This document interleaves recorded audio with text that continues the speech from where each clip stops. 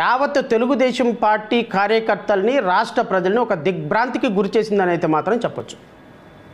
మొట్టమొదటిసారిగా తెలుగుదేశం పార్టీ, నాకు తెలిసి గౌరవ ముఖ్యమంత్రి చంద్రబాబు నాయుడు ఈ 16 సంవత్సరాల ముఖ్యమంత్రి చరిత్రలో 45 సంవత్సరాల సుదీర్ఘ రాజకీయ ప్రయాణంలో ఆయన ఇంత సక్సెస్ అవడానికి కారణం ఏనాడు కులాన్ని మతాన్ని మీద వేసుకొని సెక్యులర్ భావజాలంతో నడిచేటువంటి ఆయన భావజాలమే ఆయన్ని ఈరోజు ఒక నాయకుడిగా నిలబెట్టింది. ఇది నేనే కాదు, తెలుగుదేశం పార్టీ కార్యకర్తలు కూడా యాక్సెప్ట్ చేయాల్సిందే. ఎందుకు ఈ మాటలు నేను మాట్లాడాల్సి వస్తుందంటే సోదరులారా, నేను తెలుగుదేశం పార్టీ వ్యక్తిగతంగా వ్యవస్థాపకంగా నేను మాట్లాడటంలా, కానీ ఈ రాష్ట్రంలో అధికారంలో ఉన్నటువంటి కూటమి ప్రభుత్వం కులాల మధ్య, మతాల మధ్య, ప్రాంతాల మధ్య చిచ్చు పెడుతూ క్రిస్టియన్లని, ఎస్సీలని, ముస్లిమ్స్ని, హిందువులని విభజించి పాలించు అనేటువంటి ఒక సిద్ధాంతాన్ని కొంతమంది మూర్ఖుల ద్వారా ఈ రాష్ట్రంలో మత ఘర్షణలు రేపటానికి కారణమవుతుంది అన్న విషయాన్ని తెలుగుదేశం పార్టీ అధికారికంగా గుర్తించమని నేను కోరుతున్నా. ఈరోజు ప్రెస్ మీట్ ఏర్పాటు చేయడానికి కారణం కూటమి ప్రభుత్వం మతాలతో, కులాలతో ఈ రాష్ట్రాన్ని విచ్ఛిన్నం చేయాలనేటువంటి ఒక దురదృష్టకరమైనటువంటి ప్రయోగాన్ని చేస్తుంది. ఆ ప్రయోగం చేయటం రాష్ట్ర ప్రజలకి మంచిది కాదు. 5.5 కోట్ల మంది ప్రజల యొక్క సౌభాతృత్వం, ఇక్కడ ఉన్నటువంటి మత సామరస్యం, ప్రజల మధ్య ఉన్నటువంటి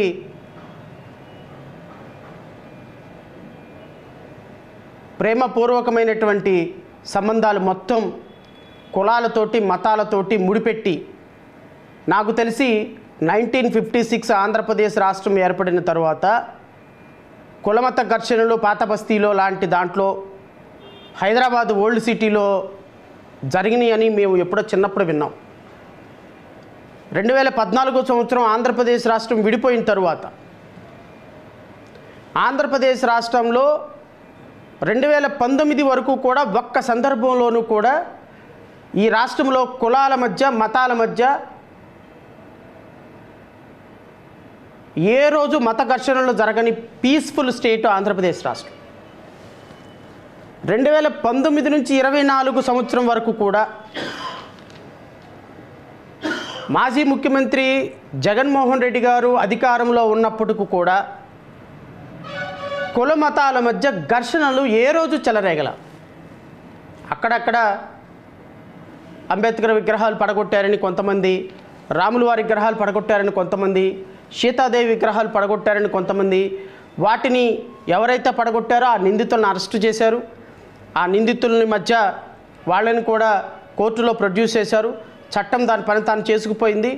ఏ సందర్భంలోనూ కూడా ఒక మతానికి ఇంకొక మతానికి మధ్య ఏ ప్రాంతంలో కూడా ఘర్షణలు రాల. కానీ 2024 ఈ కూటమి ప్రభుత్వం వచ్చిన తర్వాత ఆంధ్రప్రదేశ్ రాష్ట్రంలో కుల మత ఘర్షణలు సిస్టమేటిక్గా ఒక కులం మీద దాడి, 2 కులాల మధ్య, 2 ప్రాంతాల మధ్య గొడవ పెట్టాలి అనేటువంటి ఒక దుర్మార్గకరమైనటువంటి ప్రయోగం కూటమి ప్రభుత్వం మీకు ఓట్లేసి 164 సీట్లు ఇచ్చిన ప్రజల మీద ఎందుకు చేస్తుందో ప్రజలకి వివరణ ఇవ్వాల్సినటువంటి బాధ్యత మీ మీద కూడా ఉందని నేను కోరుతున్నా. మీకు అధికారం లేని పార్టీ కులాలని, మతాలని వాడుకొని అధికారం తెచ్చుకోవాలి అనుకుంటే దేర్ ఇస్ ఎ జస్టిఫికేషన్. నాకు 80 సీట్లు ఉన్నాయి, నీకు 120 సీట్లు ఉన్నాయి, నాకు ఇంకో 10 సీట్లు వచ్చి 20 సీట్లు నీ ఎమ్మెల్యేల నుంచి లాక్కుంటే నేను అధికారంలోకి వస్తా, సో కాబట్టి ఇక్కడ కులమత ప్రాంతాలు ఘర్షణలు పెట్టేసేసి నీ దగ్గర ఉన్న ఎమ్మెల్యేలని నేను లాక్కొని నా దగ్గర ఉన్న ఎమ్మెల్యేలతోటి నేను ముఖ్యమంత్రి అయిపోతామంటే దేర్ ఇస్ ఎ జస్టిఫికేషన్. నేను కూటమి ప్రభుత్వాన్ని అడుగుతున్నాను, మీ దగ్గర 164 సీట్లు ఉన్నాయి.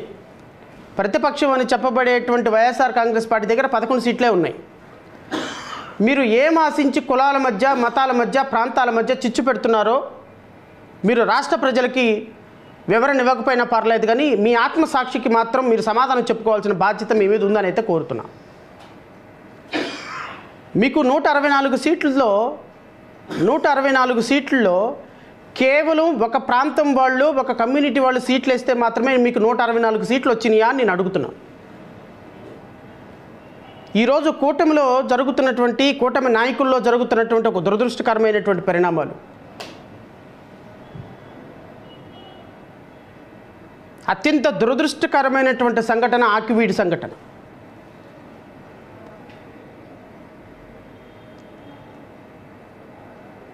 అత్యంత దురదృష్టకరమైన సంఘటన ఆకువీడి సంఘటన. అంతకంటే దురదృష్టకరమైన సంఘటన తిరుమల వెంకటేశ్వర స్వామి లడ్డు కల్తీ. తిరుమల వెంకటేశ్వర స్వామి లడ్డు కల్తీ. గౌరవ ముఖ్యమంత్రి చంద్రబాబు నాయుడు గారు ముఖ్యమంత్రి హోదాలో వెంకటేశ్వర స్వామి ప్రసాదంలో జంతు కొవ్వు కలిసింది అని చెప్పి ఈ రాష్ట్రంలో ఒక 6 నెలల పాటు చేసిన యాగి ప్రజలు మర్చిపోలే. నిజంగా ఆయన ఒక బాధ్యత కలిగినటువంటి ముఖ్యమంత్రి అయితే కలియుగ దైవానికి జరిగినటువంటి ఒక ఇబ్బందికరమైనటువంటి పరిస్థితిని ప్రజలకు చెప్పకుండా, దాన్ని పబ్లిసిటీ చేయకుండా, కేవలం దోషులను పట్టుకోవడానికి మాత్రమే తమకొచ్చినటువంటి అవకాశాన్ని వినియోగించుకొని నిజమైనటువంటి స్వామి భక్తుడిగా ఉండేవాడు. కానీ చంద్రబాబు నాయుడు నిజమైన వెంకటేశ్వర స్వామి భక్తుల కంటే పొలిటీషియన్ కానీ ఎక్కువ ప్రయారిటీ ఇచ్చిన కారణంగా జరిగిన అన్యాయం, జరిగింది అని చెప్పబడుతున్నటువంటి అన్యాయాన్ని, జరిగింది అని చెప్పబడుతున్నటువంటి అన్యాయాన్ని అన్వయించుకొని ఈరోజు లడ్డూ ప్రసాదం మీద ఒక తీవ్రమైనటువంటి దాడి, హిందూ సమాజం మీద తీవ్రమైనటువంటి దాడి చేస్తూ ఈ ప్రాసెస్లో భాగంగా క్రిస్టియన్ని, ముస్లిమ్స్ని కూడా దోషులుగా నిలబెట్టే ప్రయత్నం ఎందుకు చేశారో అని నేను అడుగుతున్నా. రాష్ట్ర ప్రజలు గమనించాలి. స్వర్గీయ ఎన్టీ రామారావు గారు పెట్టినటువంటి తెలుగుదేశం పార్టీ దశ దశల దాటుకుంటూ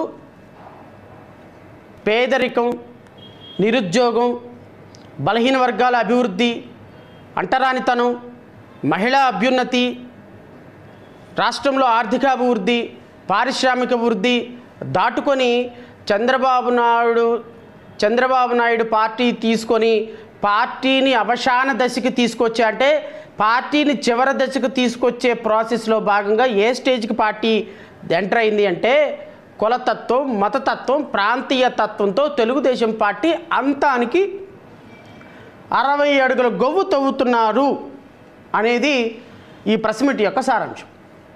ఇది నా మాటలు కాదు, ఎమ్మెల్యేల మాటలు. ఇవి నా మాటలు కాదు, తెలుగుదేశం పార్టీని ప్రాణంగా ప్రేమించే వాళ్ళ వ్యక్తి మాటలు. తెలుగుదేశం పార్టీని ఒక మతతత్వ పార్టీగా మార్చి, తెలుగుదేశం పార్టీ చంద్రబాబు నాయుడు నోటి వెంట ఏ రోజు వినని, ఇది వీళ్ళు ముస్లింలు, వీళ్ళు క్రిస్టియన్లు, వీళ్ళు బైబిల్ పట్టుకున్నారు అని చంద్రబాబు నాయుడు అసెంబ్లీ సాక్షిగా చేసిన ప్రసంగాన్ని ఇట్లాంటి పార్టీయా ఈరోజు తెలుగుదేశం పార్టీ, చంద్రబాబు నాయుడు దీన్ని తీసుకొని ఏ స్థాయికి తీసుకొచ్చాడంటే తెలుగుదేశం పార్టీకి అవసాన స్థాయిని తీసుకొచ్చి చివరికి తెలుగుదేశం పార్టీని అధోగతి పాలు చేసే స్థాయికి తీసుకొచ్చారు అనేటువంటి అభిప్రాయాన్ని తెలుగుదేశంలో చాలామంది వ్యక్తపరుస్తున్నారు. నెంబర్ 1, లడ్డు విషయంలో చంద్రబాబు నాయుడు చేసినటువంటి ఒక దుర్మార్గకరమైనటువంటి ప్రయోగం, ఆ దుర్మార్గకరమైనటువంటి ప్రయోగంతో పాటుగా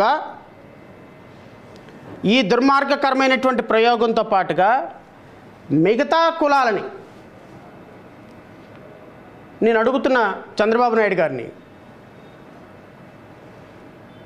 నేను ఎందుకు ఈరోజు తెలుగుదేశం పార్టీ కేర్ ఆఫ్ మతం అని పెట్టాల్సి వచ్చింది అంటే, మతం కేర్ ఆఫ్ కూటమి ప్రభుత్వం ఎందుకు పెట్టాల్సి వచ్చిందంటే, ఈరోజు రాష్ట్రంలో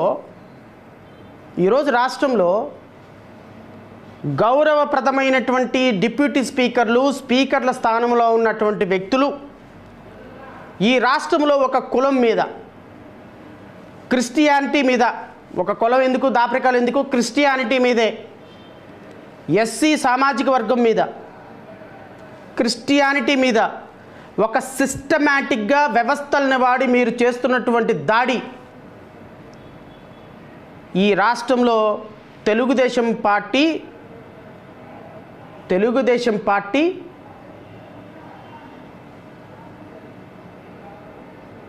అంతర్మదనానికి కారణమవుతుందన్న విషయం మీరు గుర్తుపెట్టుకోవాలని కోరుతున్నాను. రఘురామకృష్ణంరాజు అనేటువంటి ఒక కాన్స్టిట్యూషనల్ పోస్ట్లో ఉన్నటువంటి వ్యక్తి ఒక క్రిస్టియన్ కమ్యూనిటీ, ఒక ఎస్సీ కమ్యూనిటీ మీద సిస్టమాటిక్గా చేస్తున్నటువంటి దాడి, దానికి తెలుగుదేశం పార్టీ సమాధానం చెప్పాల్సి వస్తుంది అని మీరు గుర్తుపెట్టుకోమని నేను ఈ ప్రెస్ మీట్ సాక్షిగా మీకు ఒక ఫ్రీ అడ్వైజ్ ఇస్తున్నా. ఈరోజు మీరు రఘురామకృష్ణంరాజుని ప్రోత్సహిస్తున్నారు. ఒక డిప్యూటీ స్పీకర్ హోదాలో రఘురామకృష్ణంరాజు చెప్పినవన్నీ కూడా నమ్మేసి మీ చేతుల్లో మీడియా ఉంది,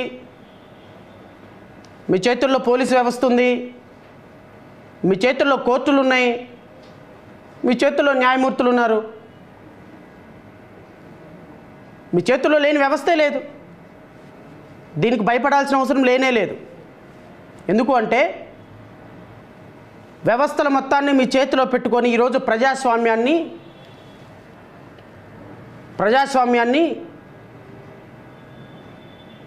ఒక రక్తపు ఒక గుడ్డని రక్తంలో ముంచి పిండితే ఎలా అయిపోతుందో ఆ విధంగా ప్రజాస్వామ్యాన్ని పిండేస్తున్నారు.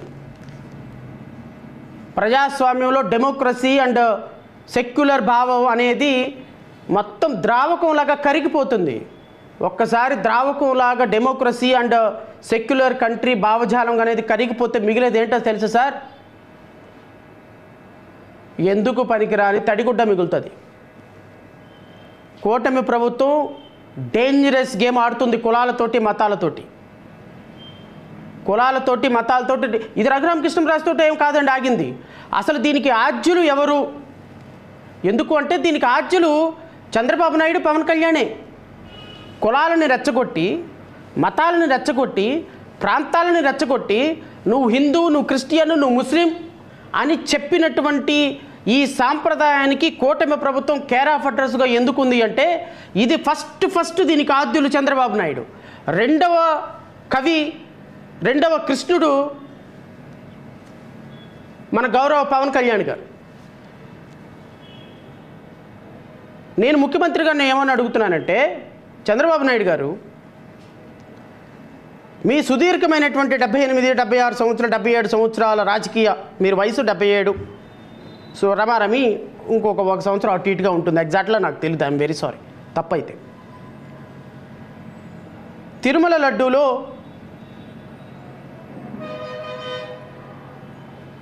మీరు అనుకున్నట్టుగా కల్తీ జరిగింది, వెరీ గుడ్.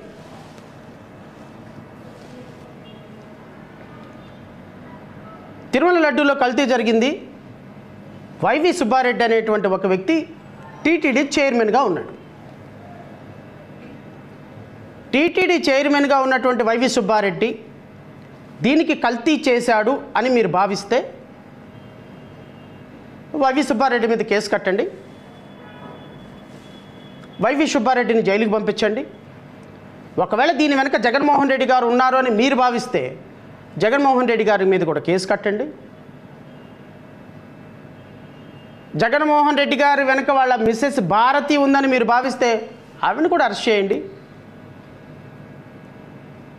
చట్టం తన పని తాను చేసుకుపోతుంది.